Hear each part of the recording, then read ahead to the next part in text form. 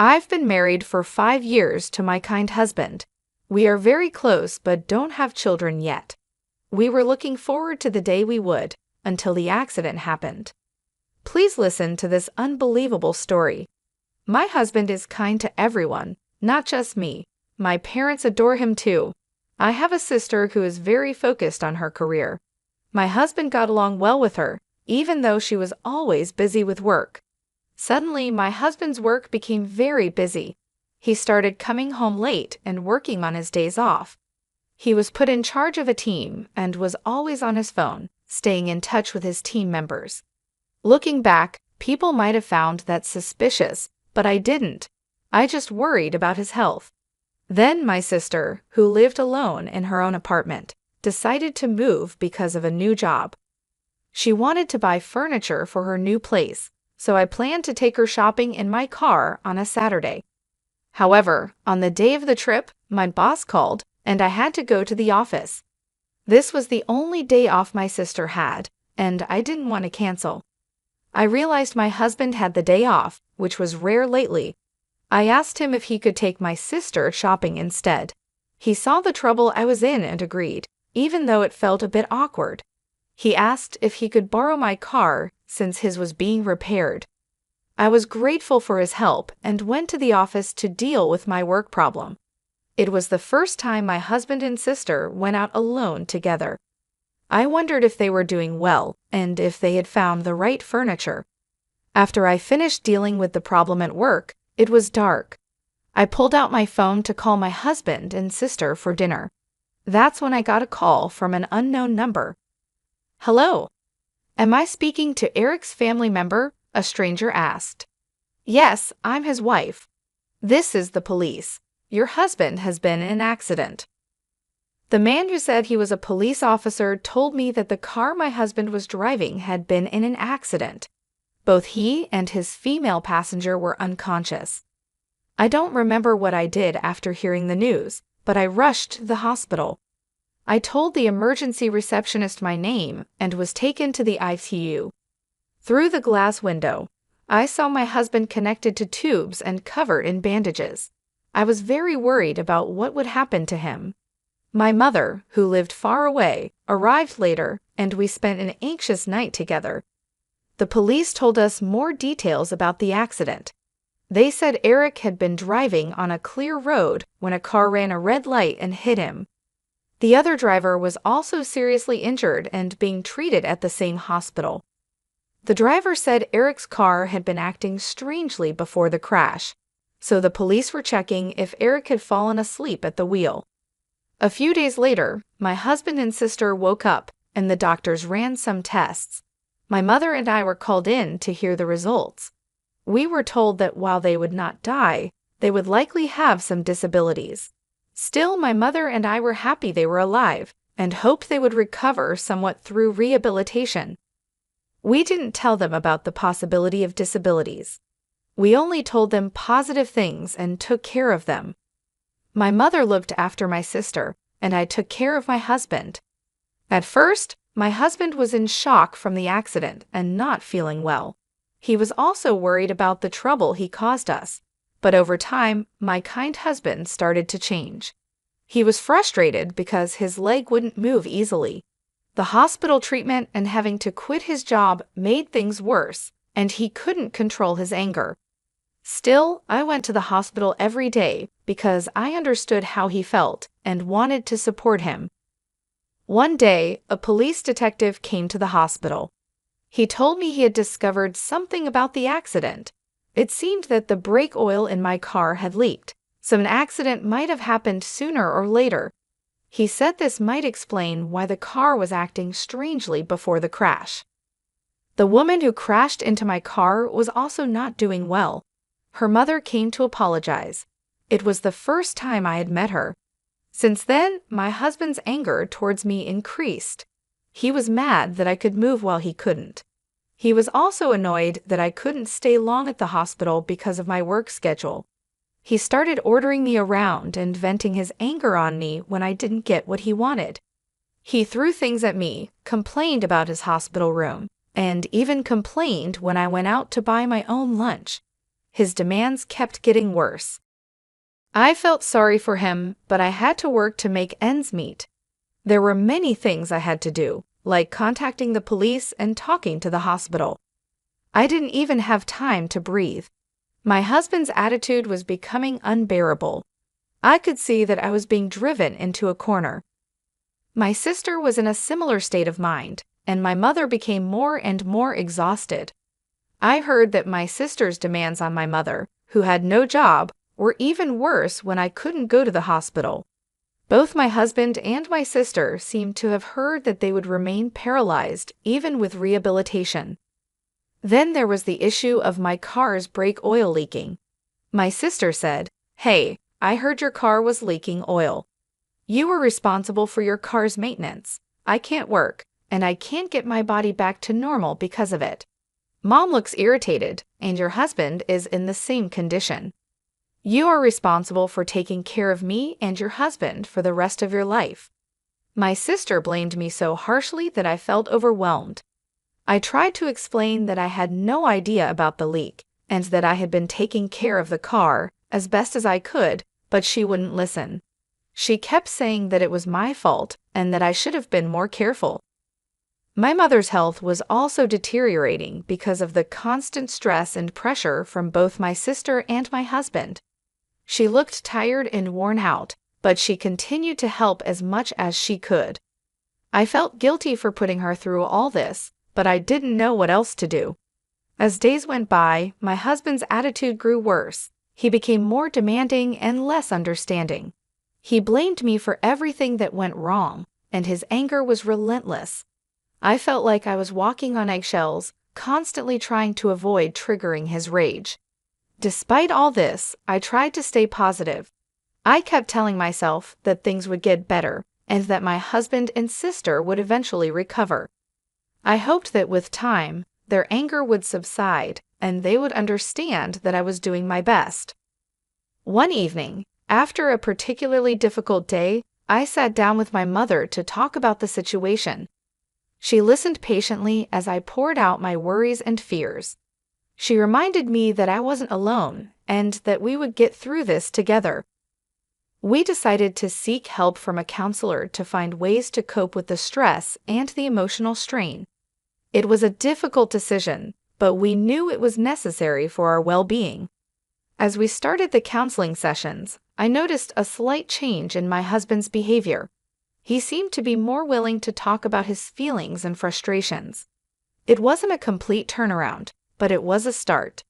My sister, on the other hand, remained hostile. She continued to blame me for her condition and refused to participate in any counseling sessions. It was heartbreaking to see her so consumed by anger, but I knew I had to focus on what I could control. In the midst of all this, I continued to work and manage our household. It was exhausting, but I took it one day at a time. I leaned on my mother for support, and we found strength in each other. Slowly, my husband's physical condition started to improve. The rehabilitation sessions were helping, and he was regaining some mobility. His mood also improved slightly, and there were moments when I saw glimpses of the kind man I married. My sister, however, remained distant and bitter. I continued to reach out to her, hoping that one day she would let go of her anger and allow us to help her heal. It was a long and difficult journey, but I held on to hope. Through it all, I learned the importance of resilience and the power of love and support. Despite the challenges, I remained committed to my family, determined to see us through this tough time. And so, we continued our journey, facing each day with courage and hope, believing that brighter days were ahead. My sister blamed me so harshly that I was shocked and called my mother. She told me my sister had been like this for a long time and that she was too tired to go to the hospital. Still worried about my husband, I went to the hospital. When I didn't see him in his room, I found him with my sister in the common room. Visiting hours were almost over, and they were sitting alone together in the empty room. "Hey," my husband said, glaring at me. "I heard that if you had just taken the car in for inspection, none of this would have happened." "Yeah, but," I started to say. You are the reason why your sister and I are in this mess. The insurance will pay for it, and you're going to have to take care of us for the rest of your life. Remember that." Hearing those words, something snapped inside me. "Since when are you so close to my sister?" I asked. "What do you mean?" My husband replied. "You don't come here often, and your mom texted your sister to say she could come for a while. Since we both can't leave this place or walk, what's wrong with talking to your husband?" It felt like my husband and sister were ganging up on me. "I know, right," I said sarcastically. "You guys hadn't seen each other for a long time before the accident, right?" My husband ignored my question. "I'm talking about you taking care of us. You know that," he said. My sister didn't look at me but nodded when my husband said I would take care of them both for the rest of their lives. I didn't expect an answer, but I kept asking anyway, hoping they might understand how I felt. "I wonder if the person whose car hit you is getting better now," I said. "How should I know?" My husband snapped. "She ran into us when the traffic light was red. It's just unbelievable." "That's right," my sister added. "You can't imagine how scary it was. We really need to make sure we get some compensation from her, and I was so close to getting a promotion too. If I didn't cut in, they would just keep on complaining." I decided it was time to expose the truth. "There's something I need to let you know." "What?" "First of all, I had my car inspected before the accident." "Did you? Then the dealer should be sued. There's no way they didn't know the brake oil was leaking." "I know, right? So, right after the accident, the police called me. They wanted to know the cause of the accident, so they asked if they could look at my drive recorder. But that old drive recorder doesn't record sound, and it also doesn't start recording until after the accident, so you can't get anything out of it." "I see, it's just like I thought. You didn't know I had gotten a new drive recorder." My sister looked up in surprise. "What?" "I also installed another camera inside the car." Her face grew paler and paler. Drive recorders nowadays can start recording with even a slight shake of the car. The police contacted me and said they had seen the data." My husband looked confused, and my sister looked so pale she almost collapsed. "You were up to something, correct?" I confronted her. "What do you mean?" she asked, panicking. "You did something to the car," I said, turning to my husband. "You talk to her like she's your girlfriend." My husband stopped talking, apparently in panic. "I told you earlier that a slight vibration would start the recording, and so many intimate scenes between the two of you were recorded." I was so embarrassed when the police asked if it was my sister who was in the car with my husband. The blood drained from my husband's face. "You guys had been having an affair all this time. You had completely fooled me." Not knowing what to do, my husband started blaming my sister. "Linda isn't the only one at fault here." At that moment, the mother of the woman who had crashed into my car came to the hospital room. I had asked her to come over. "Don't you have anything to say to her?" I asked. My sister was taken aback by the sudden appearance of the small, frail woman. "Whoa, who's this?" she asked. "She's the mother of the woman who crashed into you. She should be the one paying for all this." Surprised by the woman's tears, my husband stopped talking. "She's the mother of the woman who crashed into you," I repeated. "She's also the mother of the woman who was your victim. Her name is Kelly. I'm sure you know who she is." Hearing the woman's name, my husband turned completely pale. My sister started to panic. "What is this? Do you know the woman who was driving the car?" she asked. "That means they knew it was your car, and she crashed into it. Who is she?" As my husband seemed at a loss for words, I decided to tell my sister what was going on. She was having an affair with Eric. He had told her that he would get a divorce soon, but he didn't. So when Kelly lied to him that she was pregnant with his baby, Eric told her to get an abortion. After that, she couldn't get in touch with Eric and wanted to hurt me to take revenge. "Wait, so that means," my sister started. "Right, you were in the wrong place at the wrong time," I replied.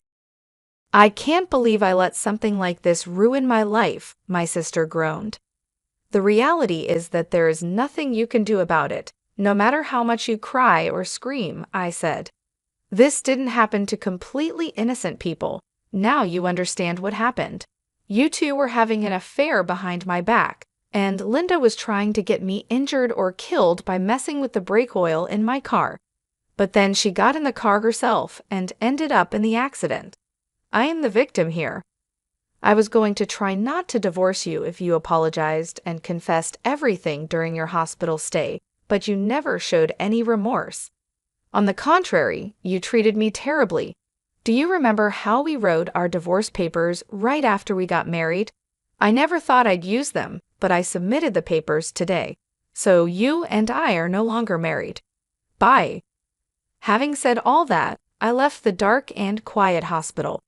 I felt free, having finally released the resentment I had bottled up inside. But my mother was greatly shocked when she found out the truth.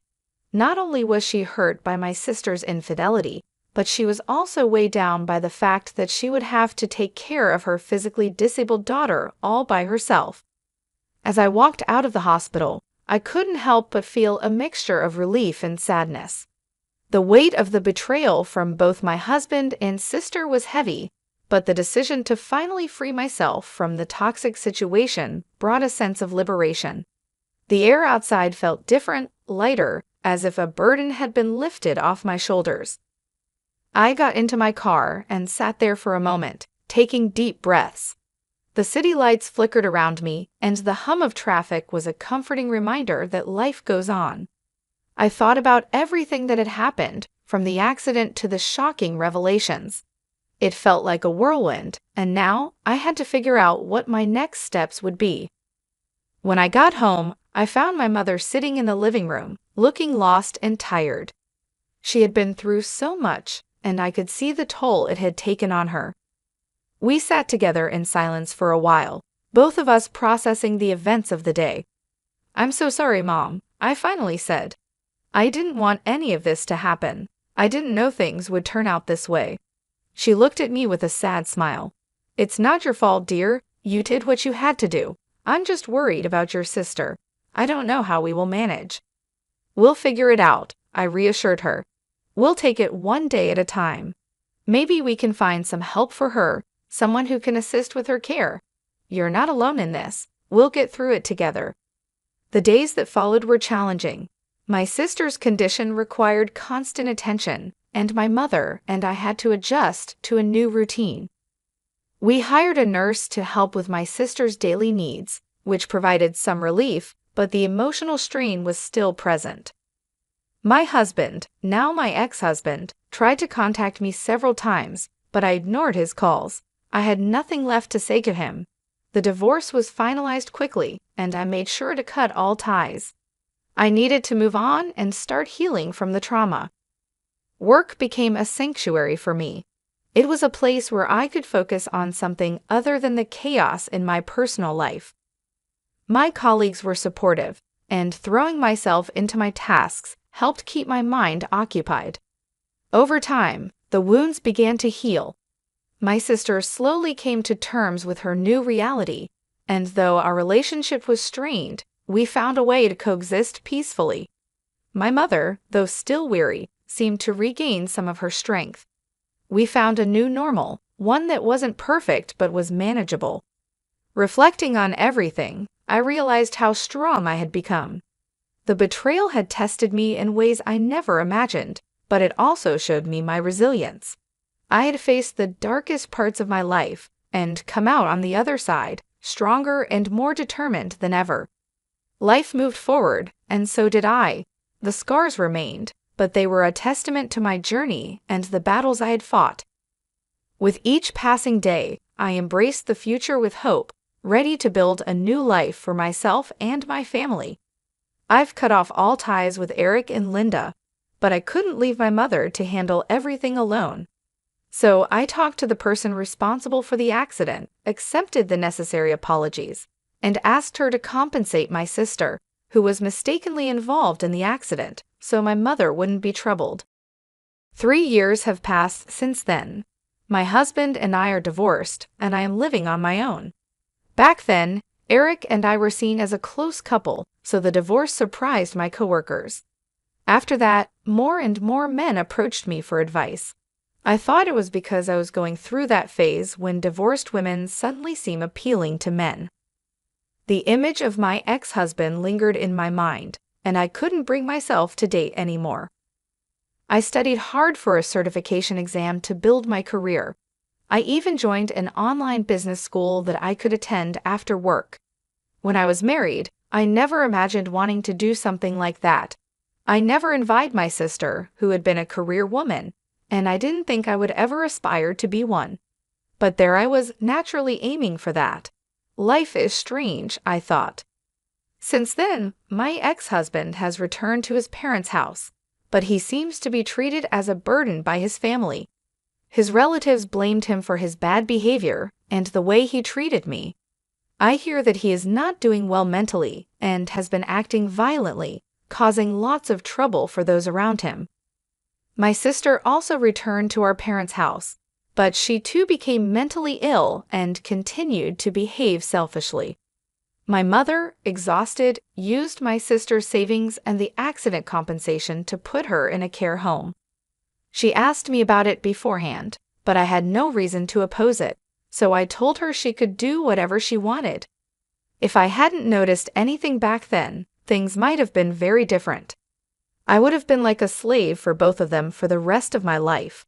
I never thought about that before, but now I realize how different my life could have been.